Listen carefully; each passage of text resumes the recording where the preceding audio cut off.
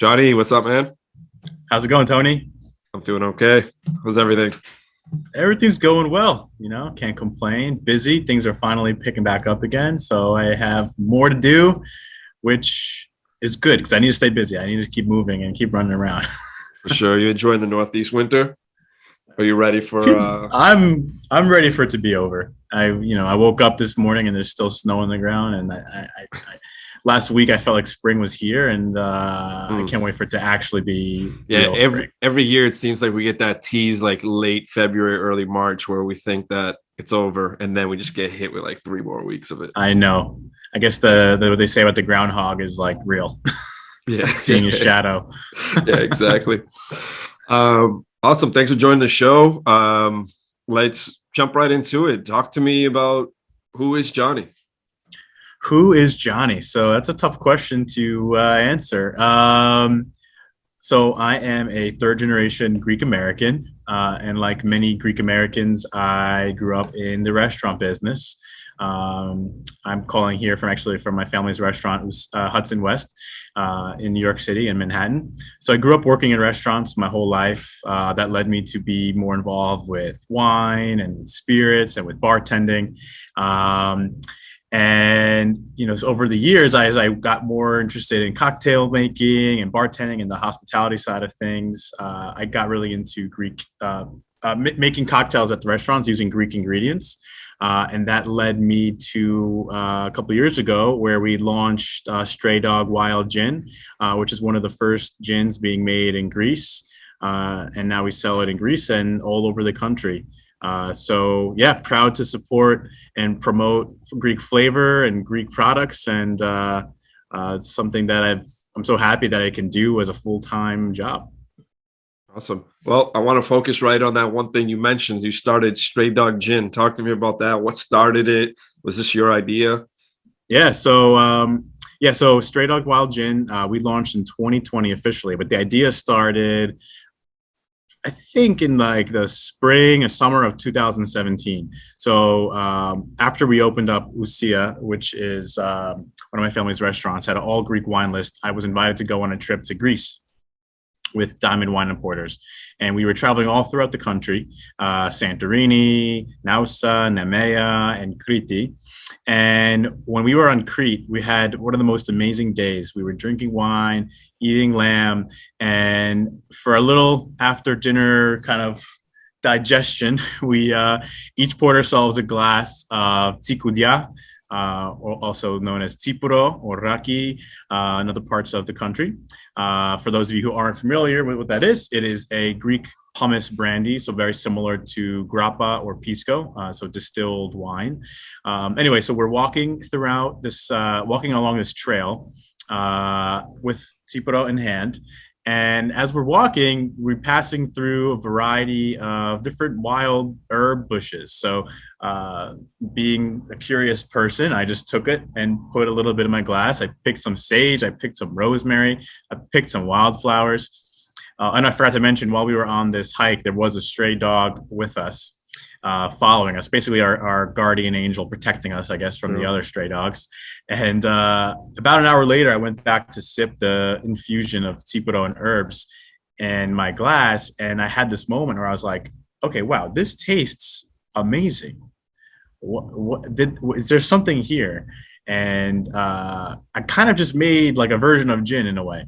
And that's where the light bulb went off. And I was like, why is no one making gin in Greece?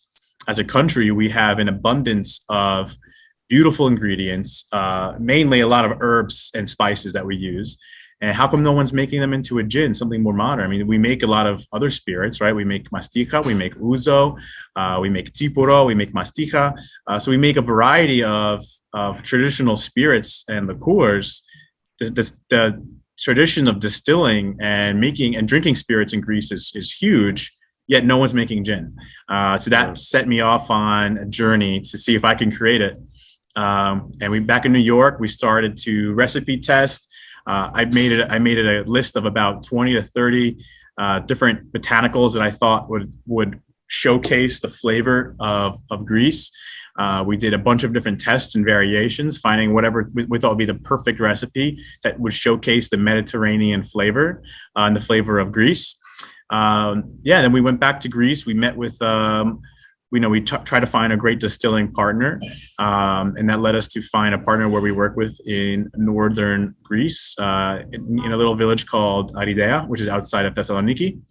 And then 2 years later, we finally launched in March of 2020, which is the best time to launch a new company. We had a whole plan to sell to all the restaurants and the bars, and right as our first shipment finally arrived in the United States, everything was shut down. So we had that forced us to pivot very quickly. We ended up focusing more on direct to consumer and retail outreach, and eventually things get back up and running, and now we are where we are today, where we're now distributed in just about 20 states in the country, ramping up sales. We're in a lot of different restaurants and bars now, a lot of different cocktail programs, and we're happy to share the flavors of Greece with a large customer base. It's been pretty fun to see it take off. It's amazing. Talk to me about the stray dog part of this project. Okay, so stray dog, why do we name it stray dog? And I get that question a lot. So stray dog, it has multiple meanings. For one, we first were inspired by the stray dog, right? That was with us on the hike. Yeah. We also use wild forage botanicals. So the stray dog represents the wild side of a gin, using wild sage. We use wild rosemary and bay leaf. A lot of the juniper that we collect is foraged wild too. So the stray dog represents the wild side of gin that we're trying to showcase. And I was always inspired by the stray dogs of Greece. I feel like, in Greece, like they're everywhere, but people take care of them, but they also kind of represent the Greek spirit, right? Being independent, kind of beating to your own path.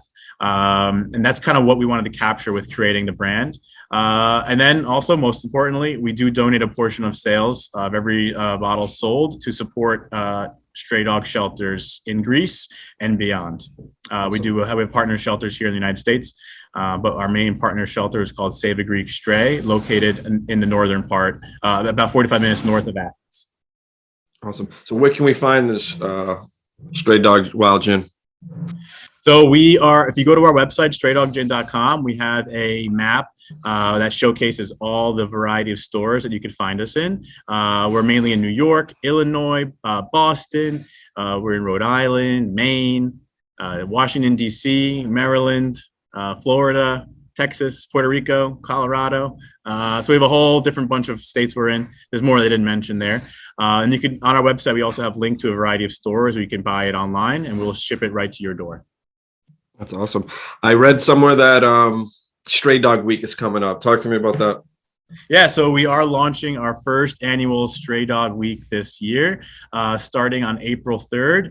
So the first week of April, we are going to be, it's going to be a social media campaign. So basically, we're partnering with a variety of restaurants and stores. And when people get to try a Stray Dog drink or a Stray Dog cocktail, all they need to do is tag us and hashtag Stray Dog Week, and we will donate a dollar per post, basically, to help get more awareness out there for Stray Dogs and for Stray Dog Gin. Awesome. So you mentioned you grew up in Greek family restaurant businesses, right? Exactly. Yeah. I mean, the restaurant business is in my blood. I'm sure that has some of the inspo behind it, but can you just talk to me about growing up in that nature of what it's like, some of the things you may have learned along the way that could have led you to start this project? Yeah, so I mean, hospitality is the most important part of the restaurant business. Being able to work with people, making people happy, sharing fun memories and experiences with people. So that was the most important piece of growing up in the restaurant business. And when I was working in restaurants, part of me was I used to spend time in the kitchens, in the back of house, and I loved being able to be creative. That was, I think, my favorite part of working in a kitchen, is being able to create dishes, work with different ingredients and flavors. But I missed, when I was working in kitchens, I missed being able to interact with people. And that's what led me to the front of house, to talk more, have conversations, see people's faces, see people's smiles. And then that's also what kind of pushed me to the bar, because when you're working behind a bar, you're able to do both things, right? You're able to be creative, work with ingredients, and see people's face. You can see the reaction when they try something good. So yeah, the family business was always, something that I was involved with my family. And my family also has Greek restaurants. And what I loved about our Greek restaurants, what I love about them is that they are showcasing the flavors of our culture, right? Like you grow up Greek American, you are proud to be Greek American, you constantly talk about being Greek to your non-Greek friends. And then when you have a Greek restaurant, you're able to give people Greek food and Greek wine and Greek drinks and really just geek out about all things Greek and Mediterranean and about our heritage. So that was my favorite part about working in the Greek restaurants. Leading to Stray Dog, now I'm able to take that and do it on a massive scale. Like I don't have to be in a single location, in a single restaurant to give that experience. I created a recipe that showcases all the amazing flavors of Greece. So I didn't mention this before, but let's talk a little bit about the ingredients in Stray Dog. Yes. So we're a gin. So our most important ingredient is, of course, juniper, right? So juniper is the main botanical in gin. But what makes Stray Dog unique is we use all Greek botanicals. So we're using wild sage, also known as foscomilo, daphne or bay leaf. We use fennel seed, mastica, cardamom, bay leaf, rosemary, juniper I mentioned, and then we use orange and lemon peel. So these are all ingredients you might find in Greek food. My grandparents, they still make foscomilo tea after every single meal. So these are flavors that I would encounter on a daily basis pretty much, and stuff we would serve in our food. And gin was the perfect way to Stray Dog was the perfect recipe to show people these flavors, but deliver them on a larger scale, not just in a restaurant, but you could have it delivered to your door, and you could have your own experience with Stray Dog at home making a cocktail. So the idea was basically to try to transport people to Greece, transport people to the Mediterranean, transport them to Greece with the flavors that I'm proud to share with people, the flavors of my heritage, my culture.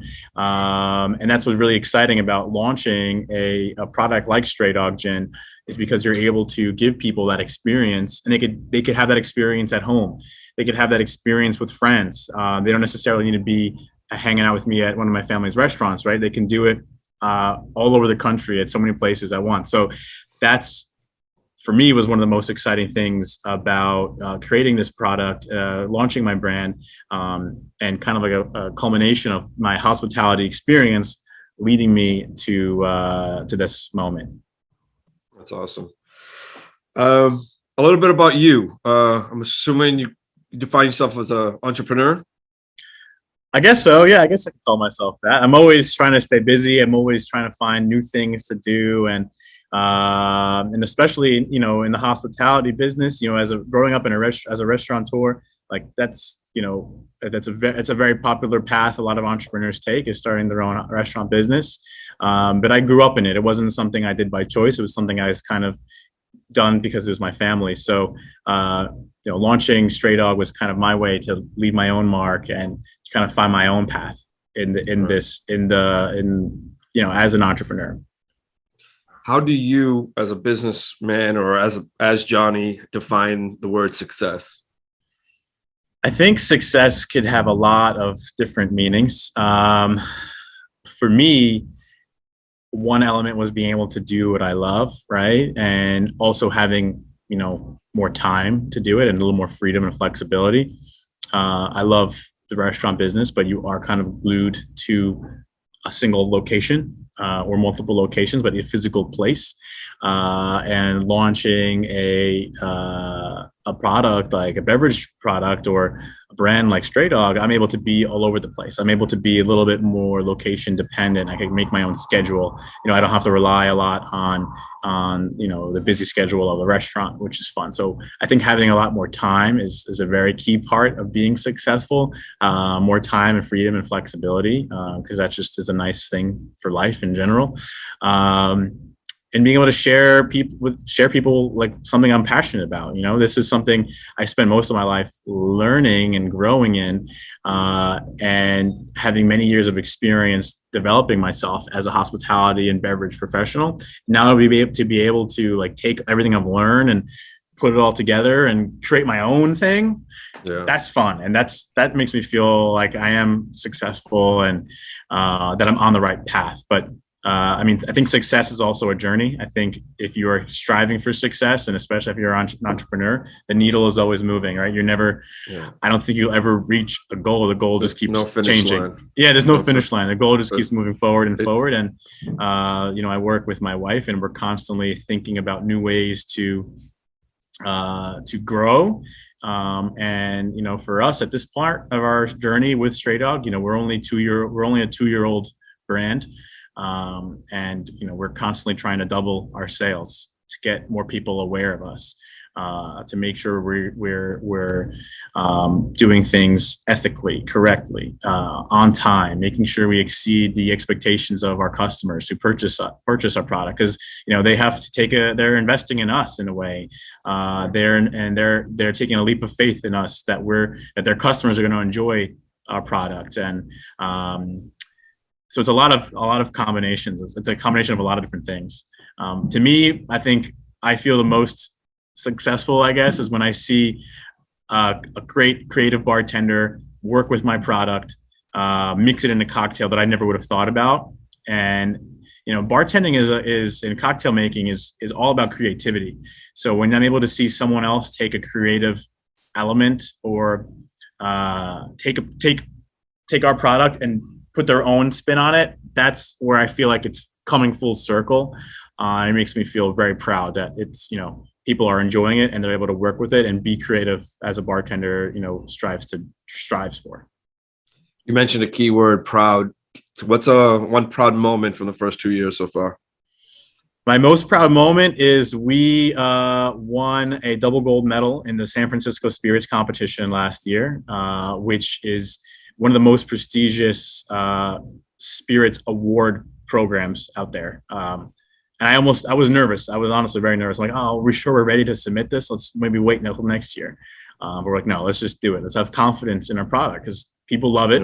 We've got a lot of great feedback. Why not just send it to the big leagues and see what happens? And when we got the medal, the double gold in that email, I was so proud. I mean, that was really cool to see that people awesome. Appreciate it. And, you know, to get a double gold medal, it's a blind tasting competition. So they don't know what they're drinking. So they have no idea who's behind it. They don't know what it is. There's no label, no nothing. There's no label. It's poured in a nondescript glass bottle. So by them choosing it and giving us that award, that means they really truly appreciate it for what it was and for the product. So that was definitely very exciting and you know, help legitimize everything that we're doing, right? Because this started off as just a fun project, as an exploration, being curious, and has now led to a company where we're an international brand. We're in Greece, we're in just about 20 states in this country, and we're growing.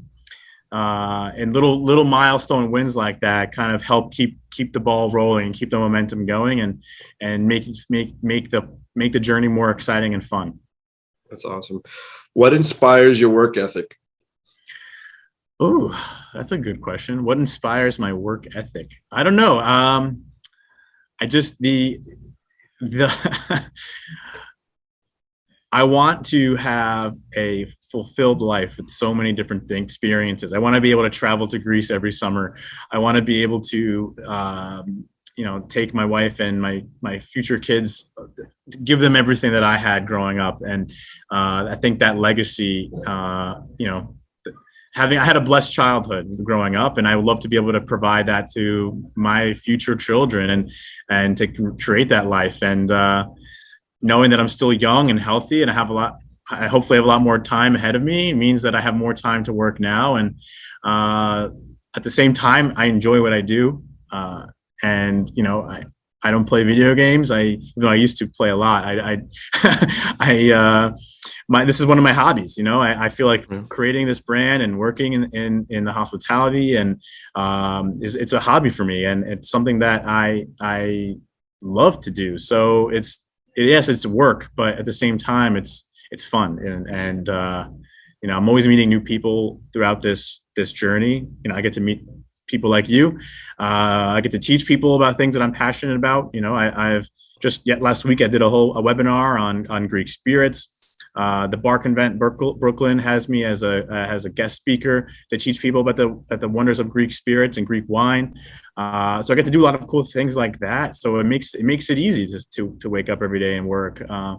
At the same time, there are a lot of headaches. I mean, it's not all sunshine and roses. I mean, it's a hard industry, especially when you're competing with companies that have, you know, $1 bajillion in the bank that they could spend on marketing, and we're trying to do it through word of mouth and bootstrapping the whole project. But at the same time, you know, it makes me feel like, you know, we're doing it right. We're taking our time. We're doing it ethically, responsibly, and little by little, you know, people get behind it because they appreciate the flavor, they appreciate the story and what we do. So at the end of the day, it makes the whole journey that much more worth it, I think. Awesome. Hopefully that answered your question. That's a tough question. It was a great answer, and I'll give you a much easier question next. You talked about going to Greece every summer. So where do you call home in Greece? Where are you from in Greece? So my family comes from the island of Lesbos. And my grandfather comes from a village called Molyvos. So it's a small village in Lesbos, or Mytilene, as some people just call it, by the capital city of the island. So I grew up going to Molyvos most summers as a kid. And my grandfather actually he still owns the house that he grew up in. So it's been in the family for almost over 100 years. And we keep going back to the house. They just renovated it like 10 years ago. So I don't have to go to the outhouse to use the bathroom anymore. Yeah. So we go to Molyvos a lot. But now when I'm traveling Greece, you know, I spent a lot of time in Athens. I love Athens. I love the cocktail scene there. Yeah. If for anyone who hasn't been to Athens recently, I mean, there is a boom in the bar world. Like there's so many amazing bars and restaurants. The last few years. Yeah, it's evolved so much, and that's also was an inspiration for Stray Dog. Was just like, okay, there's a boom in creativity in Greece and Greek products and the Greek flavor. It feels like, you know, Greeks have been trying for so long to get to the level of Italy or France or Spain, and it feels like we're finally getting there. And I'm like, I have to be a part of this moment. And definitely, the cocktail bars of Greece played a role in that inspiration, like Baba Rum or the Clumsies, two of my favorite bars. But now when I go to Greece, I love to try always hitting different islands. Crete is one of my favorite places to visit. I went to Mykonos for the first time last summer.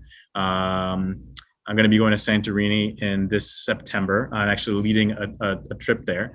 And then visiting the distillery in northern Greece. You know, we always have to, a trip isn't complete without going to Arideia, which is outside of Thessaloniki. So, you know, I try to see all the different parts of Greece. You know, Greece is a small country when you compare it to a lot of other countries in Europe, but it has just as much diversity. You know, a lot of people don't realize that there's hundreds of islands to visit, and mainland Greece there's so much diversity from village to village, not just in the scenery, but in the culture, in the music, and in the food, and the drinks, and the dialects, and the architecture. Like there's so much diversity in a country of just around 10 million people. Right. So I love, every time we go to Greece, I try to go to someplace new at the same time. Two things that you mentioned there I want to touch on. You're right. The Greece someone had told me one time that any type of landscape on the planet exists in Greece. So immediately I said, what about a desert? There's a desert in Greece. I didn't know that. Yes. I did the research. It exists. And I'm planning this summer to go there, take some pictures, and I'll start pushing it on my Greece channels so that the world can see that there is a desert. It's on one island. And that's pretty exciting. And you mentioned you were leading a trip. Yeah, I'm doing a trip. It's called the Santorini Cuvée. It's a company called Palladium. They're having me as a tastemaker. So I'm going to be basically like a local liaison of flavor, leading a tour. Like basically, I'm not going to be a tour guide, but I'm going to be like, I like to say cultural liaison. I help guide people through Santorini. We're going to be tasting wine together. We're going to have some Stray Dog cocktail classes while we're there. We just announced that yesterday. So something pretty fun and cool to be a part So of. we got to make sure my calendar is Century in September. Yeah, exactly. And there's ski mountains in Greece too. There is, yeah. Yeah, and One of the years when I was there in the winter of 2020, literally right before COVID, I tried to get to Arachoba, but the weather was just pretty tough that week, so I was not taking the drive out. But that's on my bucket list of things to do. Yeah. Is I see the pictures all the time. Every time it snows in Greece, Instagram becomes white. Yeah, well, because I'll get there someday. Greece is such a summer travel destination, but it really, I think it should be a four seasons destination. It is 4 seasons. I went to Athens in the winter is one of my favorite places. I went in like November. It's perfect weather in my opinion. It's not too cold. The locals are around. There's more things happening than when you go in the summer when like things kind of shut down in August in Athens. It's not as much to see and do. So for those who are listening and haven't been to Greece in the winter or fall, I mean it's a magical time to go, especially during the holidays. Yeah, it really everywhere is. you go, they give you melamokarona cookies. Yeah, it was so festive. Athens in the winter is so festive. Yeah. It was a really, really cool experience. I only went to the winter once. It was New Year's turning 2020, and it was an experience I'll never forget. I was trying to go this past winter, but some stuff came up in December and we couldn't go. But next winter, 100%. Awesome. How often do you get back to Greece? Pretty much every year since we launched Stray Dog. Yeah, every year we're heading back, and sometimes twice a year. I went several times the year before we launched Stray Dog. I went to the Athens Bar Show, which is an amazing cocktail festival in October and November in Athens. So fun. And then we also had a couple meetings at the distillery, our first batches. So that was a good year. Being able to go to Greece 3 times in 1 year was awesome. But normally I only have time for once a year. And where, aside from your home places, give me the 3 places that you haven't gone to that you'd love to visit in Greece. Yeah. Definitely on my list is Milos and Tinos. The pictures I've seen of Milos and my friends have gone there say it is a lot of fun. And the Kyklades Islands are very, very beautiful. So, people mainly just go to Santorini and Mykonos, but there's so much more to see there. So I'd love to continue to travel around the islands of the Kyklades. So Milos and Tinos are on the top of my list. And then I'd love to go to Kefalonia. Since my mom is from Italy, and from what I've heard, Kefalonia has a much more Italian kind of landscape and a little bit of the culture there too. So I'd love to experience those parts of Greece. And I like to travel more in the Peloponnesos. I've been to Sparta, where I visited. Some of my cousins have relatives there, and I love the mountains, that mountainous area down there. I love the culture and the people and the food. But yeah, I've been to a lot of places, and the northern part of Greece there's always something new to see near Nausa, near Thessaloniki. Nymphaea is a very beautiful little town. So I've been through a lot of these small villages, and you always are surprised by something new that you never thought you'd see in Greece. Yeah, definitely. What are your 3 favorite Greek dishes? My 3 favorite Greek dishes. Okay, that's a very tough question. All right, so this isn't really a dish, but it's probably in my top 3 are the sardines from Kaloni. So my family's from Lesvos, and in Lesvos is kind of shaped like a horseshoe, I guess. Yeah. There's like a little inlet, a bay. So the Bay of Kaloni is famous for these amazing sardines, and you can only get them really there, where they cure them for like 24 hours in salt, wash the salt off, cover them in olive oil, and it's basically like Greek sashimi. It is one of the most amazing, delicious, like soft cured fish dishes I love, especially with a side of ouzo. Like that experience alone is unbelievable. Kaloni sardines are underrated and some of the most amazing things.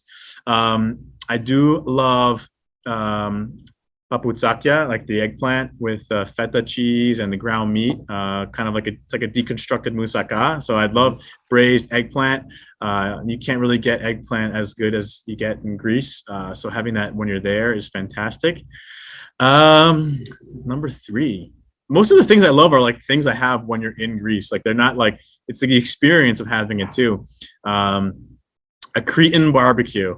Barbecue. Yeah, like, I mean, like having when I was in Crete, we had basically the whole lamb slow cooked over a wooden fire just on the ground. It wasn't like a traditional lamb on a spit like you'd have, but they do it basically in pieces, served on little steaks, like on the ground next to a wooden fire.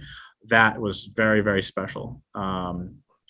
Yeah, and then I just love Mercedes. I think that's why it's hard for me to give this answer because I love the whole Yeah. the whole spread. I'm I more love the of Greek if I'm spread. sitting at a table with people, it's more Mazef style for me too. Yeah. So You have a little bit of the yeah, cured so all right, seafood. then I won't use the word dishes. Just favorite Greek food that you like. Yeah, Give me one more. If one more. if you can include them as Mazef. Okay, one more is just gonna be a pork gyro, a late night pork gyro. All right, I thought you were gonna be the first person to not put a gyro on this list. No, You were this close. Everyone always gets the gyro on this. Okay, okay, I'll take that back. I'll take that back. Oh, okay. Having one of my favorite things in the islands, getting the sea urchins fresh from the boat. That is an experience you could only have in Greece. You can even, and with a shot of ouzo to take it down. That to me is just. We were on a small boat tour with a group of friends in Livanos this past summer, and the captain, while we went swimming, went diving for urchins for us. Yeah. Oh, that's like if you can have that while you're there. I mean, some people have it, at sushi restaurants. You have uni, but from Greece it's different because they're smaller. They have more of that like sea flavor, and they're still creamy and delicious. And it's something you could really only have there. I mean, Greece is all about simplicity and simple food. And when you're in the country, the quality of the ingredients are better than you could ever imagine. So just having these simple things with the right pairing, whether the right glass of wine or the glass of ouzo on the side, to me, it's just like there's nothing better than that. And I kind of live for those moments. So the pork gyro is not on the top 3. Okay, pork gyro is number 4. Okay, fair. Yeah. All right. Give me 3 Greek desserts. Oh, that's easy. 3 Greek desserts. Okay. The Greek yogurt cheesecake, which I don't know if there's like a correct word for it, but I had this a couple times where they use the digestive cookies whipped with Greek yogurt and nunu. That it's with spoon sweets. Yeah. Okay, that I think was one of my favorite things. Melo macarona cookies in the holidays. Nothing gets better than that. I mean, I'll put my yaya's melo macarona up against any other yaya out there. We'll have a competition to see who's the best, but I live for those cookies. And then galactopurico. I'd say galactopurico is, if you like, I love creamy custardy desserts. So I would go for galactopurico as one of my top 3. Perfect. All right. I got one last question for you. And that is, what does being Greek mean to you? What does being Greek mean to me? It means a variety of things. I think it means family first. I think always, being a man of or a woman of your family is an important part of the Greek heritage. I think it's about being loving to your neighbor. It is about celebrating the little moments in life and sharing, good quality food with each other. Basically, and living life to the fullest. Life is short, and I think life's too short for bad food and bad wine. So having a delicious dinner is underratedly a key to like happiness, I think. And I think as part of Greek culture and being Greek, that is also a very important key, and that helps keep the family together. So it all kind of comes full circle. Beautiful. Well said. Tell us really quickly where we can find you, where we can find Stray Dog Wild Gin online. Give us plug all the socials, the websites. Yeah, so you can follow me at Johnny Livanos, and then I have links to everything there. You could also follow at Stray Dog Gin on Instagram.